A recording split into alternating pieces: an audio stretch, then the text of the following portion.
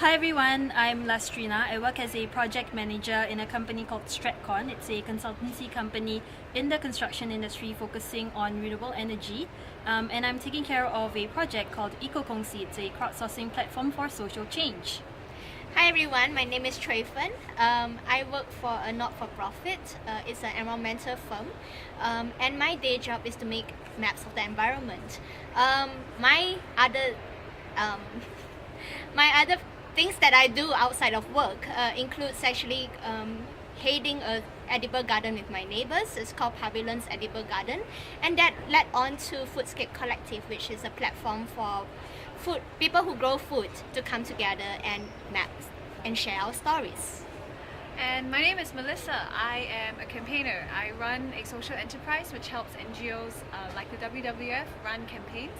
So the main project that we're working on is X the Haze, which is a movement to try and get more people to understand the root of the haze problem and putting pressure on companies to use sustainable palm oil to fix the problem.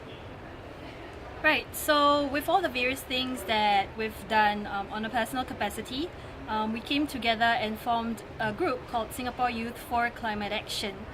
So what exactly is Singapore Youth for Climate Action, SYCA? It's intended to be a community platform where youths can get together and take climate action. And one of those climate action that we are taking is to be here present at COP21 in Paris. So what exactly are we doing at COP21?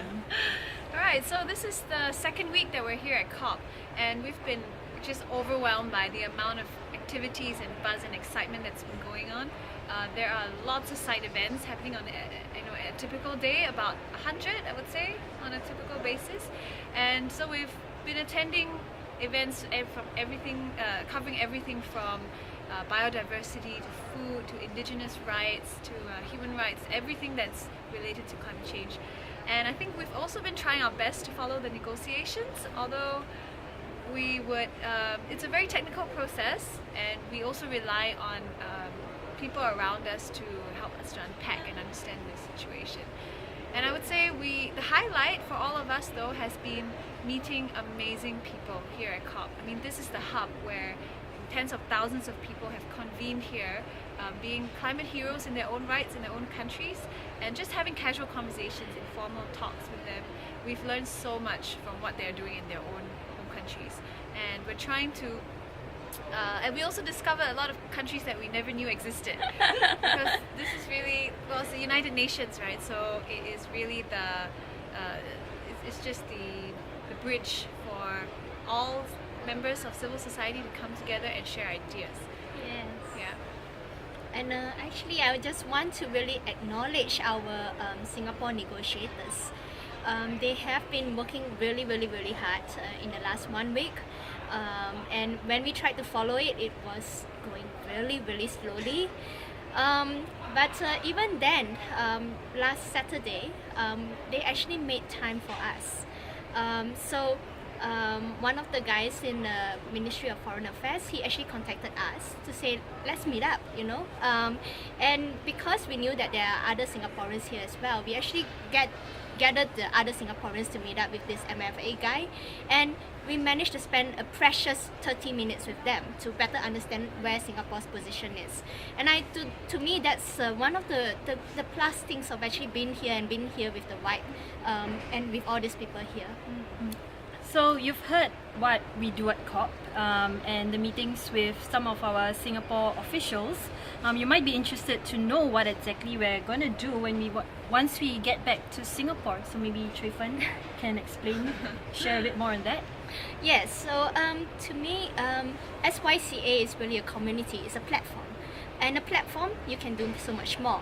So one of the things we would like to do is to create a 6 to 8 month leadership and learning program, whereby people who are interested in climate action but may not know enough or may not feel that you are up to it right now, to join us in this program.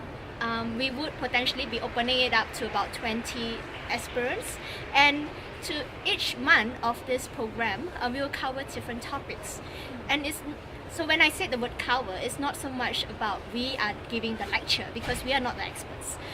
What I would say is that each month you might maybe focus on the topic of energy, for example, and there might be people who are, you know, the experts coming in to share their knowledge, or just, you know, have a dialogue, or the participants may also go on their own experiential journeys and be their own learners and their own trainers.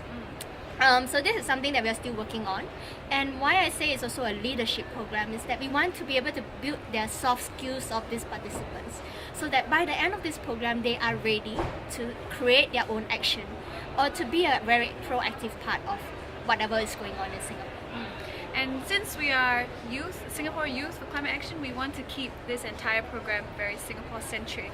So here at COP, there have been quite a few events and topics covered that's very related to Singapore. So primarily the haze issue.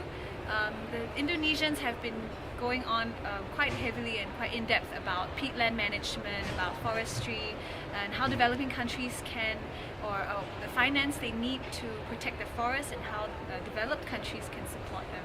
So these are the kind of topics discussed at a pretty high level here, but we're trying to understand that, simplify it, unpack it, and then bring it back to Singaporeans, the youth, to inspire them, to let them know what's going on and how they can then take action as well. So with that, if you guys who are watching this are interested to follow our updates, do find us on Facebook fan page Singapore Youth for Climate Action. We have been regularly updating the Facebook page and will continue to do so. I think we do have some video clips and some stories that we've yet to edit, and we will be sharing that on our Facebook later. And right now we already have started sharing photos of the awesome people who we meet, and also putting up their stories. So if you would like an insight beyond, you know, the normal COP things that you would already find on the official platforms, you can find the insider view. Yeah, it's quite fun, because these are people that we literally just meet on the bus. Yeah. Or like we're going to the toilet and we are in the queue waiting for some, and just starting random spontaneous conversations with people, but we find out so much about their amazing stories, and so we're trying to encapsulate that in a human sort of New York kind of thing going on. We're calling it #People of COP21. Okay. So be sure to follow us on Singapore Youth for Climate Action Facebook fan page. See you guys back in Singapore. Thanks for listening. Bye.